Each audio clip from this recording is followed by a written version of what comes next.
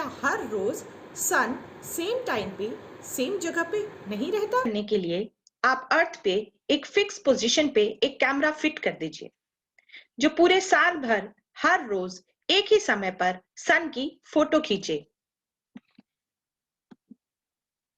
और जो रिजल्ट हमें मिलता है वो एक फिगर ऑफ 8 होता है जिसे साइंटिफिक लैंग्वेज में हम एनएलएमआ कहते हैं।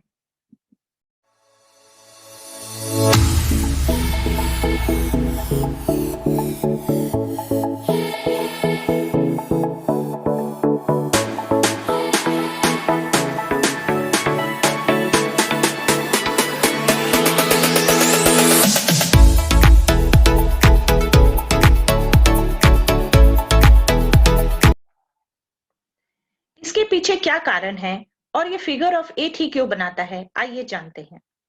हमें मालूम है कि अर्थ का एक्सिस लगभग 23.5 डिग्री पे झुका हुआ है और सन का रिवोल्यूशन यानी परिक्रमा करते हुए इसे लगभग 1 साल लग जाते हैं, जिसका ऑर्बिट एलिप्टिकल है और सन एक फोकाई पे है और यह ऑर्बिट जो प्लेन बनाता है उसे एक्लिप्टिक कहते हैं। हम सभी चीजों को अर्थ से ऑब्जर्व करते हैं, तो हमारे लिए सन स्काई में मूव कर रहा है east to waste.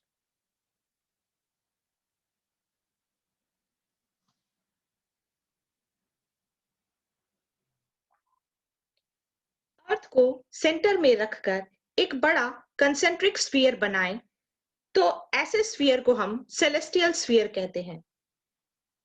Celestial equator भी अर्थ के इक्वेटर के कंसेंट्रिक होगा। अगर हम अर्थ का एक्सिस एक्सटेंड कर दें तो अर्थ का नॉर्थ पोल और साउथ पोल सेलेस्टियल स्फीयर के नॉर्थ पोल और साउथ पोल से कोइंसाइड करेगा। इस सेलेस्टियल स्फीयर से हम पूरे ब्रह्मांड का पोजीशन कोऑर्डिनेट बता सकते हैं कि कोई स्टार कौन से लोकेशन पे है, कोई स्टार या कोई ब्लैक होल किस डायरेक्शन में है। जब हम इसमें एक्लिप्टिक प्लेन डालते हैं तो सेलेस्टियल इक्वेटोरियल प्लेन और एक्लिप्टिक प्लेन के बीच में 23.4 डिग्री का एंगल बनता है, क्योंकि अर्थ भी इसी एंगल पर झुकी हुई है।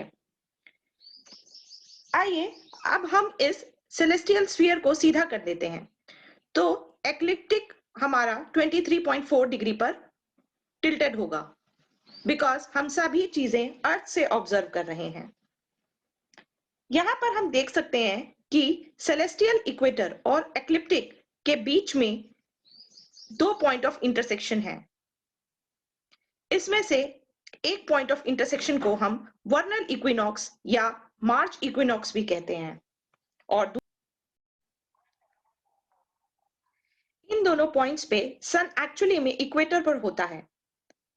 वर्नल इक्विनॉक्स को हम मार्च इक्विनॉक्स भी कहते हैं, क्योंकि 20 से 21 मार्च के आसपास सन इस पोजीशन पर होता है और जब हम अर्थ से ऑब्जर्व करते हैं सन को तो सन एरीज कॉन्स्टेलेशन में एंटर करता है।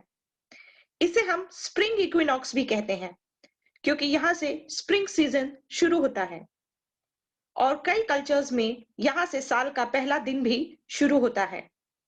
Actually astronomical equinox Gregorian calendar पे बना हुआ है और इंडिया और नेपाल में फॉलो किया जाने वाला कैलेंडर विक्रम संवत पे है, जो कि लूनी सोलार कैलेंडर है। वहां पे चैत्र महीने का पहला दिन साल का पहला दिन होता है।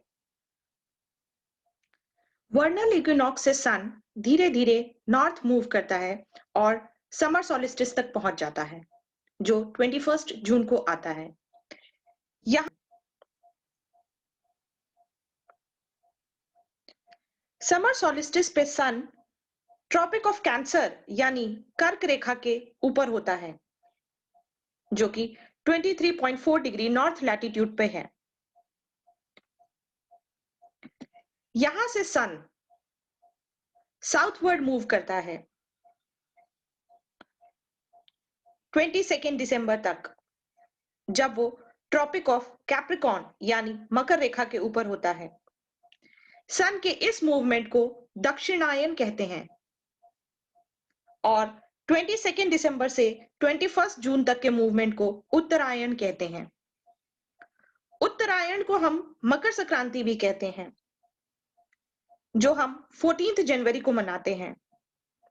इक्विनॉक्स पे दिन और रात बराबर होते हैं। अर्थ के इस एक्सियल टिल्ट की वजह से सन का साल भर में नॉर्थ साउथ मूवमेंट दिखता है, बट ईस्ट वेस्ट मूवमेंट अर्थ के एलिप्टिकल ऑर्बिट पे डिफरेंट स्पीड से मूव करने से होता है। अर्थ का ऑर्बिट एलिप्टिकल है और सन इस एलिप्स के एक फोकाई पे है, जो हम केपलर्स फर्स्ट लॉ से भी जानते हैं। समर सॉलिस्टिस पे अर्थ सन से सबसे दूर होता है, जिसे हम एपीलियन कहते हैं, और विंटर सॉलिस्टिस पे अर्थ सन से सबसे करीब होता है, जिसे हम पेरिलियन कहते हैं। केपलर्स के सेकेंड लॉ के अकॉर्डिंग रेडियस वेक्टर, जो कि सन से किसी भी प्लैनेट को जोड़ता है, वो इक्वल टाइम इंटरवल में इक्वल एरिया स्वीप करता है। इसका मतलब जब अर्थ सन से सबसे दूर होगा तो वो स्लो मूव करेगा, और जब अर्थ सन के करीब होगा तो वो फास्ट मूव करेगा।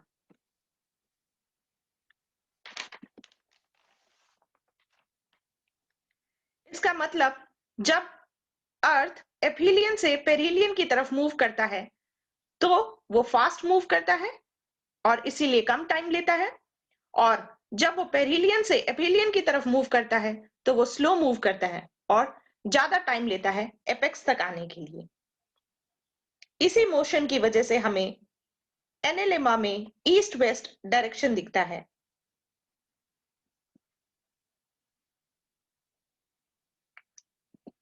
ये एनेलिमा मैप ग्लोब पे भी प्रिंटेड होता है।